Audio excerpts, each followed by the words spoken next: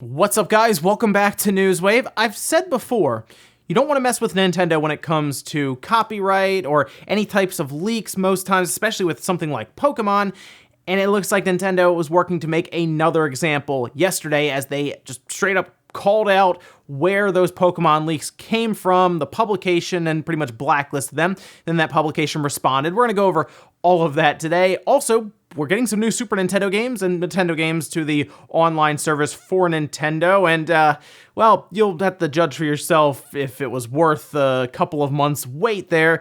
And it looks like maybe we'll get a demo for Trials of Mana. We're going to talk about all of that and more today, guys. As always, if you enjoy these videos, make sure to hit the like button. It does help out a ton. And if you're brand new here, make sure you subscribe down below as we push towards 400,000 subscribers. And we are going to start today with what has become kind of a trend this generation, that is massive patches. And Call of Duty is getting a very, very large patch that could take several hours, depending on your internet connection, to download.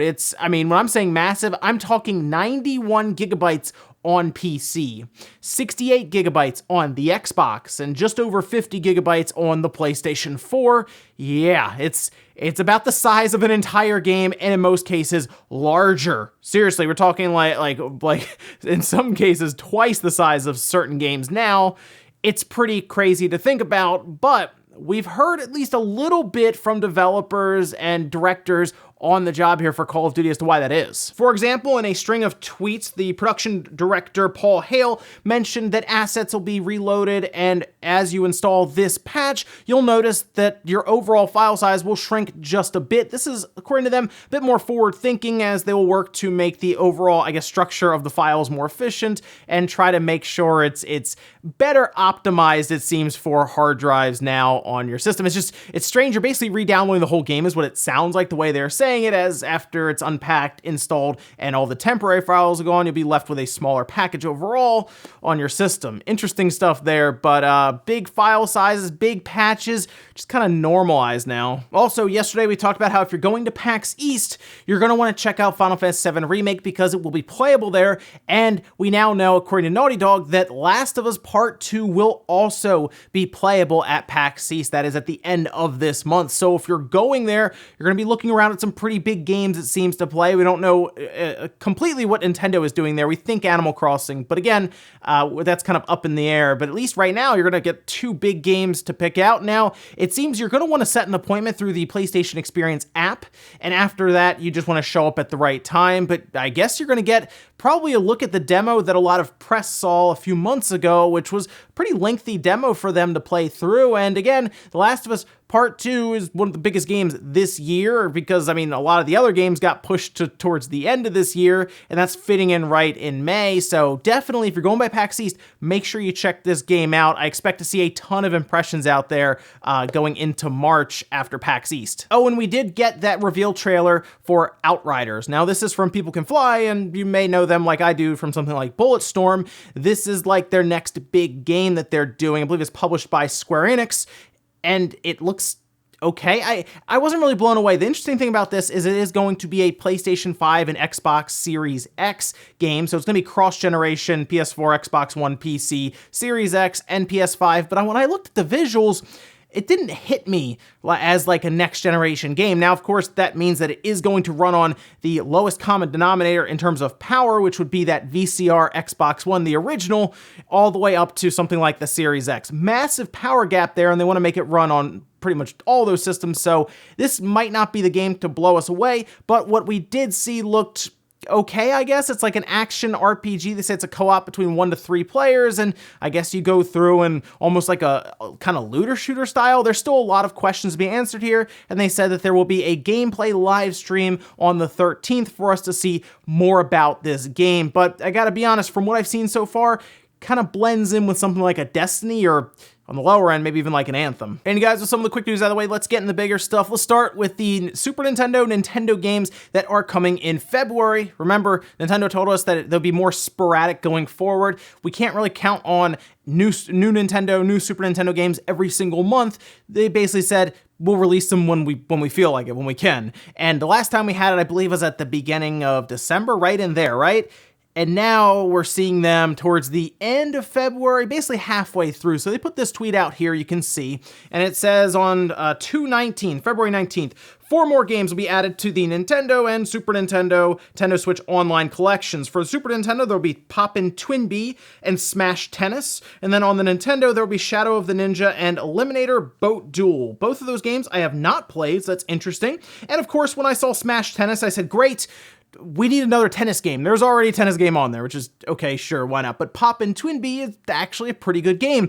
What's interesting about that is I remember, I think anyway, that was only in Europe and I believe Japan. I don't think that ever saw a US release on cartridge back then. So I guess that's kind of neat to see it released, I guess, on Nintendo's platform now. That's kind of interesting. I'm sure it's been in like collections or re-released other times, but that at least was something. It's a good game. I've played it and I did enjoy it. But again, tennis, okay. I mean, I do enjoy tennis games. So that's great, but we already kind of had that. I was hoping for some more variety on that one. And what's funny is, if you look at the like to dislike ratio on that trailer, it's going as you would expect, as you can see. For Nintendo, though, Shadow of the Ninja and Eliminator Boat Duel, not sure, like I said, about those at all. Eliminator Boat Duel at least looked kind of interesting, right? It's like that top-down almost style boat game on the NES that was different, I guess, at the time. And then the Shadow of the Ninja, I'm not sure at all. I mostly played Ninja Gaiden back then, but it's worth a shot, I'm sure.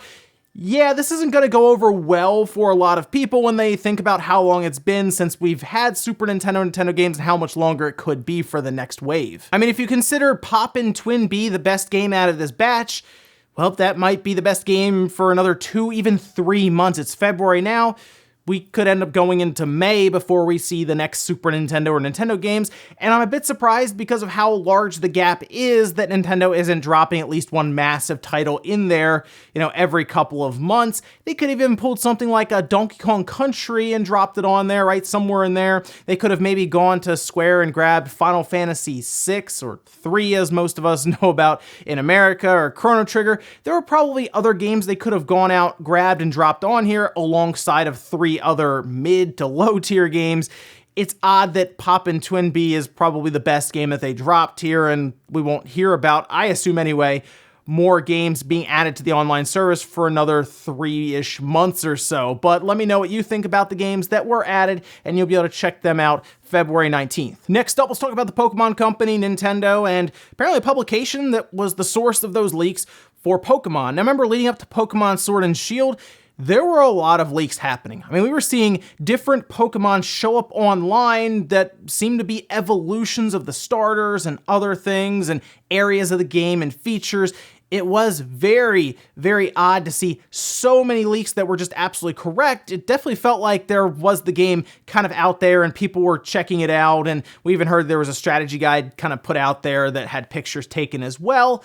But this was more or less of the game itself being played and used, and that kind of sparked the idea of, oh, somebody is leaking past embargo, and that does appear to be what happened here. In fact, Nintendo put out a statement and pretty much called the publication out straight up. These Pokemon were leaked by a reviewer for the Portuguese website F Nintendo, who had received an early copy of the game for review purposes. Both he and F Nintendo failed to handle confidential material, resulting in a clear breach of the confidentiality agreement between Nintendo and the media outlet. As a result, Nintendo will no longer work with F Nintendo. Okay, hold on a minute. I can't get review copies, but apparently F Nintendo can? How does that work? That's in the email header, right? Like, you figure you read that. Maybe they just never read it out loud. Maybe they just always looked at it. They just said, okay, capital F and then Nintendo, and it just was never talked about. Okay, sure. Anyway, yes, it appears that a freelancer, according to F Nintendo, actually did the review, and of course, they have Pokemon in front of them, and I guess a social media account, and they said, hey, let's tell people about this. That is apparently the story, that they had a freelancer use this copy to review the game, and then they got a bit free with their keyboard and I guess their cell phone taking pictures of stuff and all of that. Yes, not something you should be doing when you have a copy of Pokemon Sword and Shield ahead of time. They are very serious with those NDAs. Seriously, you have to read through it, and there's quite a bit of legal speak in there that even though you are a media outlet, any freelancer that will then handle the game and review it is basically you. you were responsible for them, and it seems like Nintendo did not pick the correct person to do this and kind of trust them with it. And yes, Nintendo calling them out straight up online, blasting them because, well, Nintendo's putting that out there, and then, of course, other places, other outlets, everyone basically sees this, especially other developers and publishers that may look at that and say, okay, that's who leaked what was the biggest game pretty much of the year, to the point where Nintendo and the Pokemon Company decided to go after people in Discord over pictures of a strategy guide. Yeah, they're not messing around, so not great for Nintendo. They, of course, put their information out there saying they apologize and that it was a freelancer that did this. Nonetheless, they're responsible as the outlet that, of course, signed the NDA. So yes, going forward, if you're a Nintendo ambassador or influencer who's not been able to get review copies, well, there you go. That's pretty much why. The bigger outlets tend to leak this information at times, break NDA, and then the trust pretty much across the board is broken. I wouldn't be shocked if only a few influencers get the next Pokemon game, 2, 3, maybe even 4 of them, and even then it'll be very difficult going forward. Next up, let's talk about a possible demo for Trials of Mana. Very excited for this game, of course. Big remake that I've been looking forward to. It was a shock to see that announced, and then we see Collection of Mana announced right next to it, finally making its trip over to the Western audience. Awesome to see all of this, right? But we're getting that remake of Seiken Densetsu 3. Great stuff. Looking forward to it at the end of April, but I did kind of think about it. I said, man, we got a demo for Dragon Quest XI. I wonder if they'll do a demo for Trials of Mana to kind of get the hype going, get the word out there for it, because I will admit it is getting a little forgotten about there, right? We've talked about a lot of games getting pushed back, but this has kind of stayed the course. But no one's really talked about it that much. Maybe towards release we'll talk about it more. That's out at the end of April. But check this out. A demo was found, as you can see here. This was, of course, on Gamstat that does track the PlayStation Network activity, and you can see an icon for Trials of Mana demo that, of course, is right next to Trials of Mana. This is a similar way that we found out about things like Dragon Quest Builders 2 demo, but also a similar way to when we found out about Final Fantasy VII Remake demo, which has still not been released. I don't really think this demo is going to be for making the rounds at conventions, though. I think they will put out a demo to kind of build the hype. And what I hope is that it is a demo that's similar to Dragon Quest XI that carries your progress over. Exciting stuff here, and here's hoping it's soon, right? It's been uploaded now. The game comes out towards the end of April. I believe it's April 24th. Comes out towards the end of April. Maybe like right at the end of March, they drop it and we have like an entire month to kind of play around with it. What if it's another like 5-hour, 10-hour demo like Dragon Quest XI? That would be crazy. I don't think it will be. I think it'll be a shorter demo, but still, to have that in our hands ahead of time would be awesome. They've done a great job with their demo so far.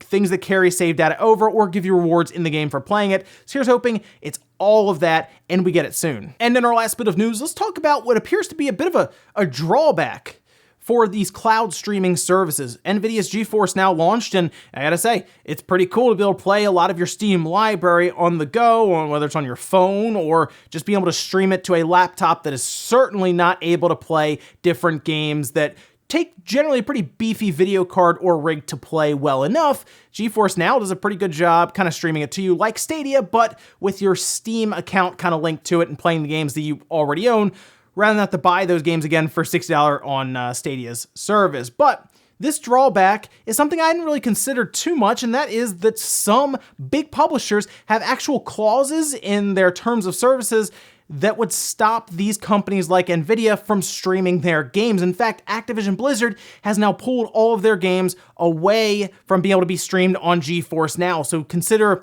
the Call of Duties, right? Can't do those. WoW, yeah, that one. Overwatch, the list goes on, obviously. It's a larger company there with several titles that would be available normally.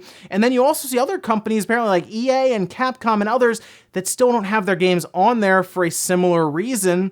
And I do believe that these companies may just want to negotiate for money for being able to stream games, even if you already own them on Steam or other places like Origin, for example. It's a strange situation here, but it is a concerning situation because consider that we get to a point where every company, every publisher wants some money from you for being able to stream their games. You know what that sounds like? That sounds like cable TV all over again, doesn't it? Right? Where you're going down, you're trying to pick, okay, HBO or Stars or anything. Yeah, it's sounding a lot like that, just with all these companies and being able to stream. Instead of cable packages, we'll be picking out streaming packages for games. This doesn't sound great. And yeah, now I hope we have a bit of a U-turn here with some of these streaming services and the hopes for an all-streaming future, because that doesn't sound very convenient. The idea of streaming is convenience, right? But having to go down and pick packages off this massive pamphlet, that doesn't sound great. And we'll finish up the comment of the day as you're seeing here. This one is from Travis saying, I feel Anthem has a much better chance of coming back than Fallout 76. I would absolutely agree with you there. Although I guess Fallout 76 never really, I mean, yeah, it went through a lot of bad publicity, but it's still there. People still play it, believe it or not.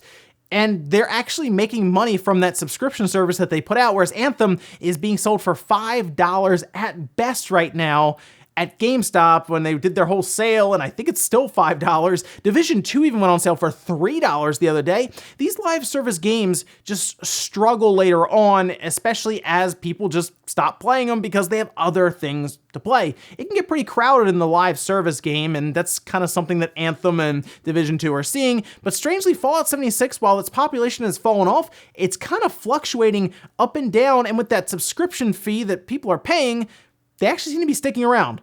But I do think that Anthem can make a turnaround, believe it or not. I think they could see a situation like No Man's Sky, they could say that, or Final Fantasy XIV, if they do it right.